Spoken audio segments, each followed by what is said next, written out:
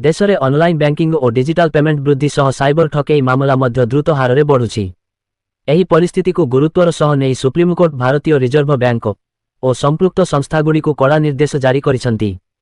Court कहिसंती जे cyber ठकेई रे व्यवहृत bank account उपरे तुरंत और समन्वित कार्यानुष्ठान पाई एक मानक कार्य प्रणाली प्रस्तुत करा जाऊ।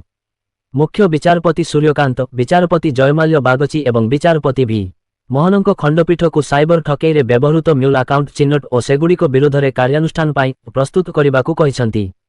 एहिरो एक कॉपी देशर समस्त हाईकोर्ट रजिस्ट्रार जेनेराल को मध्य प्रदान करने को निर्देश दिया जाइछि। सुप्रीमकोर्ट राज्य सरकार, केन्द्रशासित अंचल और तदंतकारी संस्थागुड़ी को साइबर ठकेई पीड़ितों टंका शीघ्र फेरस्त करने पाई प्रभावशाली व्यवस्था करने को कहिसंती। अभियोग समाधान प्रक्रिया को मध्य त्वरान्वित करने को कोर्ट निर्देश देइछंती। राष्ट्रपति को ओडिशार हस्ततंत्र और हस्तशिल्प कलाकृति उपहार प्रदान कले राज्यपाल। राष्ट्रपति द्रौपदी मुर्मू 3 दिनिया ओडिशा गस्तरे आसिछंती। एही परिप्रेक्षी में मंगलवार लोक भवन में राज्यपाल हरिबाबू कंभमपाटी राष्ट्रपति को ओडिशार समृद्ध हस्ततंत्र और हस्तशिल्प परंपरा को प्रतिफलित करुथिबा स्वतंत्र उपहार प्रदान करथिले। एही अवसरर राज्यर प्रथम महिला जयश्री कंभमपाटी मध्य उपस्थित थिले। महामहिम राष्ट्रपति ब्रह्मपुर अभिमुखे गस्त पूर्वरु एही उपहार प्रदान करा जायथिला।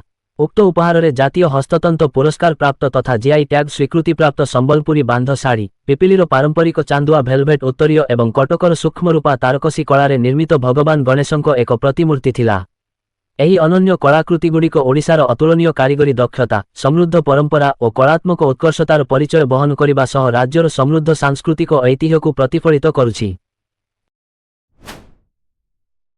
धसीगला बैतरणी नदी बंध 5 किलोमीटर रास्तार बड़ बड़ फाट धसी जाइछि। बैतरणी नदी बंध रास्ता 10 फुट कि 50 फुट नुहे प्राय 5 किलोमीटर पर्यंत धसीजिबा एवं फाटिजिबा देखिबाकू मिलिछि।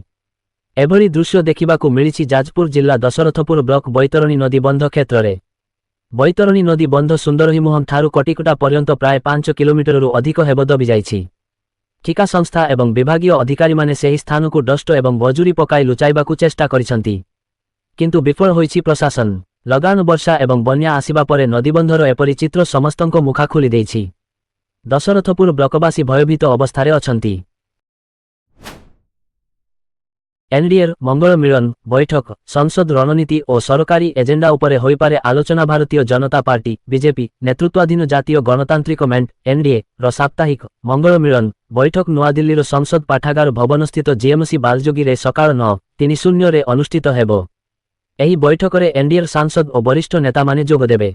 सूचनानुसार संसदर मौसुमी अधिवेशन चलिथिबा परिप्रेक्षी रे बैठक रे संसदीय रणनीति, सरकारक प्रमुख योजना, विभिन्न मंत्रणालयर कार्य प्रगति एवं विरोधी को उठाउथिबा प्रसंगर मुकाबिला पाई रणकौशल उपरे आलोचना होई पारे। गत सप्ताहर मंगल मिलन बैठक रे प्रधानमंत्री नरेंद्र मोदी, केंद्र गृहमंत्री अमित शाह, प्रतिरक्षा मंत्री राजनाथ सिंहଙ୍କ समेत एनडीएर वरिष्ठ नेता माने उपस्थित थिले। राज्यगोष्ठी क्रीड़ा इतिहासर भारतर सर्वश्रेष्ठ पारा क्रीड़ा प्रदर्शन। कहार गोड़ छड़ाई नहीं लैंडमाइन तो किए दुर्घटन हराइथिले अंग, किए खेलिबार स्वप्न पूरण पाई बिक्री करथिले निज ऑटो रिक्शा तो आउ किए गानर कच्चा रास्तार दौड़ी दौड़ी पहुंचीथिले विश्व मंचरे। निकटरे शेष होइथिबा राज्यगोष्ठी क्रीड़ा 2026 ग्लासगो कॉमनवेल्थ गेम्स रे भारतीय पारा खेलाड़ींको सफलता केवल पदकर कहानी नुहे, बरं यह संघर्ष, जिद और अदम्य साहसर अनुभूति। ग्लासगोरे भारतीय पारा क्रीड़ावितों ऐतिहासिक प्रदर्शन करिसंती। 28 जणिया भारतीय दल जीतिछि टी पदक, सेथिरे रहिछि टी स्वर्ण, टी रौप्य और टी कांस्य। सबुठु बड़ कथा हेउछि राज्यगोष्ठी क्रीड़ार पूर्व समस्त संस्करण रे भारत जेतिकी पारा पदक जीतिथिला, ग्लासगोरे एकाथरे सेतिकी पदक हासिल करिछि। यह भारतर राज्यगोष्ठी क्रीड़ा इतिहासर सर्वश्रेष्ठ पारा क्रीड़ा प्रदर्शन।